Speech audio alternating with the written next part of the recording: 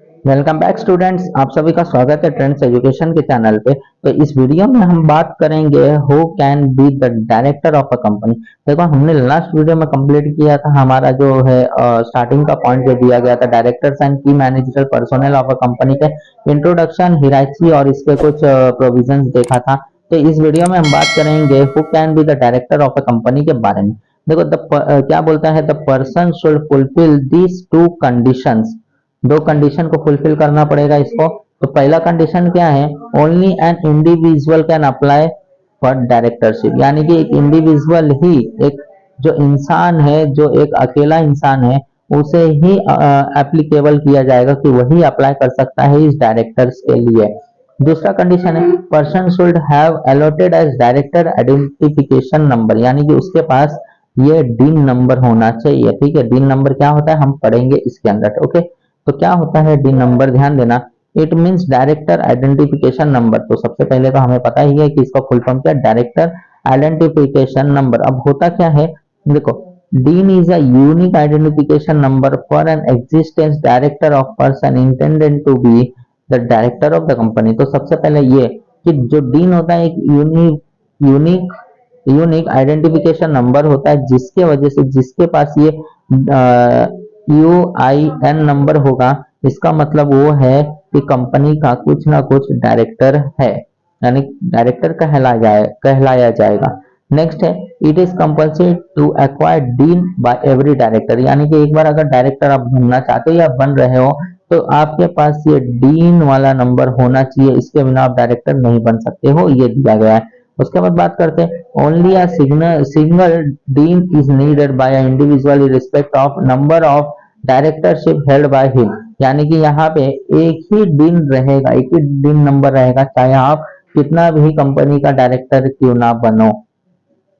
Fourth point है, on resignation of a person as director of a company DIN should not be cancel, यानी कि एक बार आपने अगर रेजिग्नेशन दे दिया पर्टिकुलर कंपनी के अंदर से, तो इसका मतलब है कि जैसे जॉब आपका चला जाएगा उस पर्टिकुलर कंपनी में से, लेकिन ये जो डीन नंबर है वो नहीं जाएगा, जैसा था वो वैसे ही रहेगा आपके साथ। ठीक है, अगला क्या बोलता है कि DIN is obtain through an online process of filing an application which include photograph, proof of residence, etc., duly arrested by notary, gazettes officer, company secretary etcetera. तो क्या बोला गया, डीन जो है ये ऑनलाइन प्रोसेस करके आप डीन को हासिल किया जा सकता है। आप बस आपको फोटो लगेगा, प्रूफ लगेगा, यानी कि रेसिडेंट का प्रूफ लगेगा, जो कि आप इजीली डायरेक्टर बन सकते हो। ठीक है, और अगला पॉइंट देता है ये, DIN is a prerequisite for e filing of a company document, यानी कि डीन क्या है कि यहाँ पे आप डायरेक्टर बनने से पहले डीन को कंप्लीट करना पड़ेगा। ये वाला पॉइंट आपको चाहिए ही चाहिए, इसके बिना कंप्लीट नहीं होगा। तो यहाँ पे फाइलिंग करना पड़ेगा ऑनलाइन। उसके बाद every document authorise by a director should mention his DIN along with his name। तो क्या बोला गया कि जो भी डॉक्यूमेंट्स है उसके अंदर उसका नाम मेंशन रहना चाहिए कि वो डायरेक्टर है, और डीन नंबर भी होना चाहिए पर्टिकुलरली। अगला बात करते हैं इंपॉर्टेंस, क्या दिया गया है इंपॉर्टेंस। यहाँ पे 3 पॉइंट आपको दिख रहा होगा, तो देखते हैं कि क्या है इंपॉर्टेंस इसका।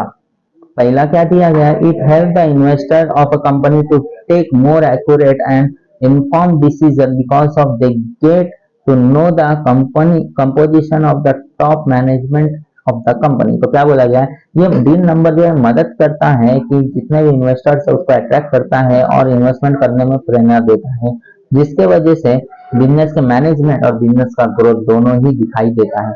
अगला क्या बोलता है, it help to handle the problem arising due to company disappearing after collecting raising money from public. तो क्या बोलता है कि ये जो है एक कई सारे प्रॉब्लम को जो है हटाने का भी काम करता है, मदद करता है, और जो भी प्रॉब्लम है यहाँ पे सॉल्व करने का भी मदद करता है, यानी कि सॉल्व भी करके देता है, और सारे चीजों को जो है डिसअपियर कर देता है, जिसके वजह से लोग अगर ट्रस्ट करेंगे तो पैसा भी पे आउट करेंगे, तो इससे रेज होगा उसका फंड। और तीसरा पॉइंट क्या बोलता है, it help in directing and handling of options committee by and director. तो ये जो है मदद करता है कि किस तरीके से डिटेक्शन करना है, पता करवाना है, हैंडलिंग करना है, या जो भी कमिटमेंट किया उसके हिसाब से कैसे चलना है। तो ये सब इंपॉर्टेंट है, इंपॉर्टेंट ऑफ डीन के हिसाब से। ठीक है, अगला देखते हैं क्वालिफिकेशन ऑफ अ डायरेक्टर, यानी कि डायरेक्टर की क्या क्वालिफिकेशन होनी चाहिए। देखो, the companies act the companies act has not prescribe any academy और professional qualification for a doctor, यानी कि अकॉर्डिंग टू कंपनीज एक्ट में बोला गया कि कोई भी किसी तरीके का कोई एजुकेशन नहीं है पर्टिकुलर डायरेक्टर बनने के लिए। ठीक है, उसके बाद बोलता है also the act does not impose any shares qualified on them, so unless the articles of company contain a provisions, a director does not have to the shareholders of the company unless willing his wish to be one। तो क्या बोला गया है, जिस हिसाब से director के qualification है तो वैसे ही जैसे ये अगर बिजनेस के शेयर भी नहीं खरीद सकता है और अगर आर्टिकल्स ऑफ एसोसिएशन में अपना जगह बनाया है तो उस हिसाब से जो शेयर्स है उनके ऊपर डिपेंड है कि ये खरीदना चाहिए या नहीं खरीदना चाहिए, तो ये वॉलंटरी रहेगा। ठीक है, अगला बात करते हैं टाइप्स ऑफ डायरेक्टर्स की। Some of the types of director are as follow. तो क्या टाइप्स है इसके, पहला फर्स्ट डायरेक्टर। फर्स्ट डायरेक्टर क्या होता है, they are appointed by the promoter of the company at the first of the incorporation of the company, they remain in office till the first annual general meeting of the company is held. तो क्या बोला गया, first director का मतलब है कि जब भी बिजनेस ओपन हुआ था तो सबसे पहले इसी डायरेक्टर को बनाया गया था, जिसके वजह से ये इसका नाम पड़ गया फर्स्ट डायरेक्टर। ठीक है, दूसरा है रोटेशनल डायरेक्टर। अब क्या होता है rotational director, this indicate those director who are liable for retirement by turn और rotations, they are eligible for reappointment. तो क्या बोला गया, ऐसे डायरेक्टर जो रिटायर होने के कराते हैं, जिसको हम टर्न अराउंड स्ट्रेटजी भी कहेंगे या रोटेशंस भी कहेंगे, जिसके लिए क्या बोला गया कि इन फ्यूचर अगर उसको डायरेक्टर बनना है तो बिजनेस में अप्लाई कर सकता है, परमानेंट रिटायर नहीं हुआ है। थर्ड बोलता है एडिशनल डायरेक्टर। एडिशनल मतलब एक्स्ट्रा। देखो, powers and right of additional director are on par with others director. Additional director is appointed by the board of authorized by articles and when needed. Additional director hold office till the next AGM। तो यहाँ पे जो है directors को appoint करने का काम करते हैं वो सभी लोग जो भी डायरेक्टर्स हैं, और ये तब तक बिजनेस में रहेगा जब तक इसको बंद नहीं किया जाएगा, और ये बंद करने का आदेश सिर्फ और सिर्फ एजीएम के मीटिंग में ही डिसाइड किया जा सकता है, उसके अलावा कुछ नहीं। मतलब जो भी डायरेक्टर है उसको डिसकंटिन्यू करने के लिए।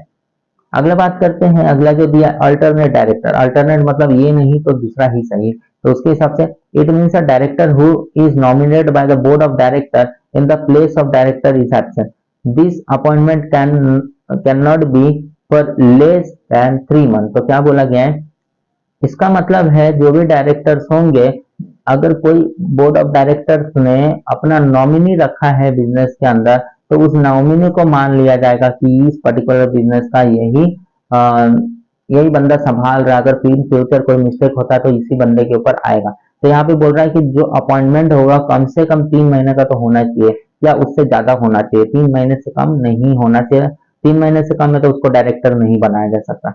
नेक्स्ट है ह्यूमन डायरेक्टर। ह्यूमन डायरेक्टर क्या कहता है कि इस ह्यूमन डायरेक्टर को कंपलसरी बिजनेस में रखना ही है, डेफिनेशन में हमने देखा था, तो उसको रखना ही पड़ेगा कैसे भी। देखो, the following classes of complain are required to appoint at least 1 human director on the board, यानी कम से कम एक डायरेक्टर तो होना ही चाहिए उस बिजनेस के अंदर। देखो, वो क्या बोला गया, जो भी एक डायरेक्टर होगा उस हिसाब से कुछ पॉइंट दिया है ह्यूमन डायरेक्टर्स के बारे में। तो क्या बोलता है, पहला पॉइंट कि एवरी लिस्टेड कंपनी, कोई भी लिस्टेड कंपनी डायरेक्टर बन सकता है, इसके अंदर डायरेक्टर्स आ सकते हैं। दूसरा, every public company which has, यानी कि हर पब्लिक कंपनी जिसके अंदर डायरेक्टर है वो भी बन सकता है, यानी कि इस कैटेगरी में आएगा। अब सेकंड वाला जो है इसी का कुछ पॉइंट्स दिया गया है 2, तो इसके बारे में देखते हैं। Paid up share capital up to 100 crore और more, turnover of 30 crore 300 crore और मोर। तो क्या बोला गया है कि जो पब्लिक लिमिटेड कंपनी है, ये वाला जो पॉइंट था पब्लिक लिमिटेड कंपनी, इसके अंदर जितना भी इन्वेस्टमेंट हो 100 करोड़ होना चाहिए, उससे ज्यादा नहीं होना चाहिए। उससे ज्यादा हुआ तो हम आपको मदद नहीं करेंगे। और टर्न अराउंड स्ट्रेटेजी का मतलब है नेट प्रॉफिट लाना, जो कि 300 करोड़ था उस समय पे। आगे की बात करते हैं हम, आगे क्या दिया गया है, नॉमिनी डायरेक्टर। अब नाम सुनकर समझ गया हूं कि नॉमिनी डायरेक्टर होता क्या है। ये पर्टिकुलरली वो लोग होते हैं जिसका नाम इस पर्सन हेडेड पर्सन ने लिखाया है। देखो, this person is nominated on the board by the major dominant shareholders like a financial institution to represent and safeguard office interest. तो क्या बोला गया है कि पर्सन जो है, जो भी नॉमिनेट हो रहा है, वो बिजनेस को संभाले, लेकिन बिजनेस से रिलेटेड जितने फाइनेंशियल इंस्टीट्यूशन है उन सबको उनके इंटरेस्ट का जो है, जो भी अमाउंट होगा उसे रिप्रेजेंट करना पड़ेगा, और जो भी बिजनेस का पैसा उसको सेफ गार्ड रखना पड़ेगा। अगला बात करते हैं एग्जीक्यूटिव डायरेक्टर क्या होता है। This category can also called as whole time director, यानी कि इस कैटेगरी के सारे डायरेक्टर्स को बोलेंगे पूरा दिन, यानी बिजनेस में आएगा जाएगा और मैनेज करेगा, बात खत्म। ठीक है, ऐसे डायरेक्टर्स रहेंगे। They are in full time employment with the company, वो पूरा का पूरा एम्प्लॉयमेंट जो भी है ये लोग संभालेंगे बिजनेस का। देखो, they play a big role in day to day management of the company for all practical purpose. They are given managerial responsibilities and suitable title like marketing director, finance director, etc. तो hope so समझा होगा क्या बोलता है executive director. Day by day business में आएगा, देखेगा, काम करेगा और घर जाएगा। तो इस तरीके का एम्प्लॉयमेंट रहता है, इसका फुल टाइम एम्प्लॉयमेंट रहता है। तो ये डे टू डे मैनेजमेंट में अपना काम करता है, और प्रैक्टिकल जो है मैनेजरियल रिस्पॉन्सिबिलिटी इसी के ऊपर रहता है, जैसे कि मार्केटिंग को संभालना, फाइनेंस को संभालना। अगला देखते हैं नॉन एग्जीक्यूटिव डायरेक्टर। ये कौन होते हैं non executive director. This category is not involve in day to day management of the business company and therefore hold no executive managerial position. In fact, non-executive director is called an outside director. The idea behind this appointment is to get independent idea, prospective second opinion and alternate voice to the board. ठीक है, तो board को, तो ऐसे non executive directors जो है day to day management नहीं करते, सबसे पहली बात। और दूसरा, इनका कोई पोजीशन भी नहीं दिया जाता है। नॉन एग्जीक्यूटिव डायरेक्टर जो होते हैं इसको हम आउटसाइडर डायरेक्टर भी कहते हैं, याद रखना, आउटसाइड डायरेक्टर। तो ये लोग अपॉइंट होते हैं बिजनेस के अंदर एज अ आइडियाज, प्रोस्पेक्टिव या ओपिनियंस वगैरह देने के लिए बोर्ड के अंदर आते हैं। ठीक है, और लास्ट जो है इंडिपेंडेंट डायरेक्टर, यानी कि इनके ऊपर कोई दबाव नहीं होता है अंडर सेक्शन 149 के हिसाब से। Any director other than a managing director, whole time director और nominee director is independent director as per section 149 of the act. तो क्या बोला गया है, एक्ट के हिसाब से जो डायरेक्टर मैनेज कर रहा है, पूरा टाइम दे रहा है बिजनेस के अंदर, यानी कि होल टाइम डायरेक्टर, या जो नॉमिनी है, जो भी बंदे ने अपने जगह पे किसी और पर्सन का नाम लिखा है तो नॉमिनी डायरेक्टर कहला जाता है। तो वैसे लोग इंडिपेंडेंट डायरेक्टर कहलाया जाता है सेक्शन 149 के हिसाब से। होप सो समझा होगा। ये जो है जो भी हमारे डायरेक्टर्स के टाइप्स है, एग्जाम में इसके आने के चांसेस बढ़ जाते हैं, तो आप लोग करके जाना। तो इस वीडियो में बस इतना ही। अगर आपको कोई भी डाउट होगा हमारे टेलीग्राम ग्रुप को ज्वाइन कर सकते हो, कोई भी डाउट आप पूछ सकते हो इजीली। तो इस वीडियो में बस इतना ही। अब हम मिलेंगे नेक्स्ट वीडियो में नेक्स्ट लेक्चर के साथ। तब तक ले टेक केयर एंड धन्यवाद।